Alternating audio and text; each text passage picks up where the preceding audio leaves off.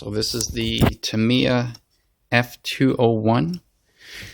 This is a four-wheel drive Formula One chassis that Tamiya had released around the 2002-2003 timeframe. I got this when I was in college on an internship, so I was, making some money, and I had noticed that Tamiya had released what looked like a really interesting chassis. It was a four-wheel drive F1 chassis. So just for novelty's sake, I wanted to get it. But then, of course, as with most Tamiyas, I ended up sinking a ton of money into modifying it. The particular one that I got was the model that came with two bodies. So this was the clear body, which I sort of painted similar to the old Marlboro McLaren paint scheme. Got a little crash test dummy head on there just to be kind of cute and dopey. And then it also came with one that had a carbon fiber type of looking paint scheme on it.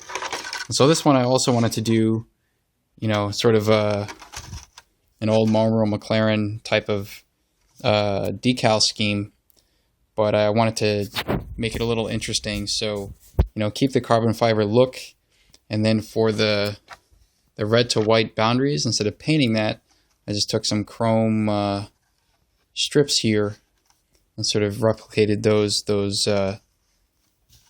boundaries. Make it look a little more interesting. And then someone online that I met had helped me, print some Marlboro decals, and so I tried to do it up in that kind of a style. Although this body was not, this body was meant to replicate the types of RC or the types of F1 cars that existed in the early 2000s, not the early 1990s. But it was interesting to try to apply that type of scheme to this type of body. I had a lot of fun with that. So this guy, I just took the electronics out of it because I want to use those electronics in the Avante that I just bought. But the original electronics was, simple FM radio and the Novak Super Sport brushless. This was Novak's first ever brushless motor system. I think it was released around September of 2003, and it was a 5800 kV motor.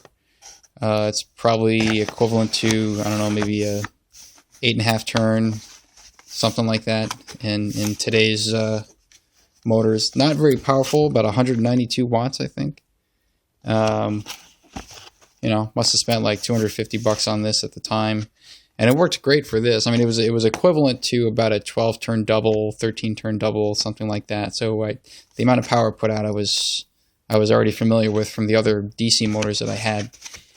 But I had a lot of fun with that, putting that in this chassis. It's kind of hard to see here because of the lighting, but I got a whole bunch of aftermarket parts that I probably can't even remember who made them. A lot of stuff from 3 Racing. I think this carbon fiber chassis was 3 Racing. Aluminum shocks, aluminum rocker arms, titanium turnbuckles. I think I got some constant velocity drive shafts here.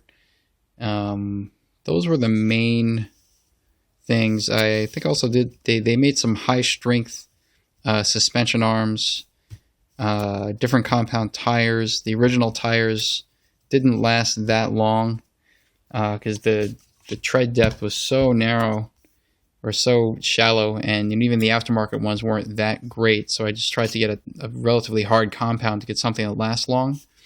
The cool thing about this was, it had a hex mount, so it's compatible with sedan tires. It didn't look quite scale if you put sedan tires on it, but it worked fine. I mean, I did run some road hogs on this, Proline road hogs with sedan tires, M3 compound, got a ton of traction. Because they were M3 compound on a hard asphalt surface, they wore out very quickly. But yeah, this is a short video. It's a pretty simple build, but it's still relatively clean. I have no intention of really running this anymore because, just as with many Tamiya models, this has been discontinued, and I don't want to break anything. I already broke the front gearbox and had to go on eBay to find a replacement for that. But it was a very interesting chassis. It was a nice build. You know, learned a lot from it. So that's the F201. Probably not likely that you would see this at, you know, any racetrack. But I figured I'd at least show it so you can see what it looks like. And let's see, what any other interesting features here. The motor mount was kind of funky. I got the aluminum motor mount aftermarket part there. You can kind of see the shiny bit there. But to mount the motor, you had to remove this plate here, pull that out, and then this top screw and two bottom screws mount to the motor mount. You pull that out, and then you mount the motor with two screws, and you got to try to find a way to mount the motor mount and get all the gear mesh into the spur gear here with very little visibility or clearance for a screwdriver to come in and tighten the motor screw. So that was not fun. What was also not fun was mounting and especially removing the rear shocks, because these are inboard shocks, and the top bit of the shocks, it's like a little ball cup that mounts to a ball stud that's on this piece here, this plate. So if you want to take these shocks off to change the springs or change the oil or whatever, really, really hard to pull this thing off, or if you try to twist it or whatever, it's really, really hard to take that off. So that was a pain. The other thing about this that I think was kind of a poor design was the way the rear wing was mounted, where basically there's just these two like body clip posts, and this whole wing assembly mounts on that, and so there's a lot of sort of play.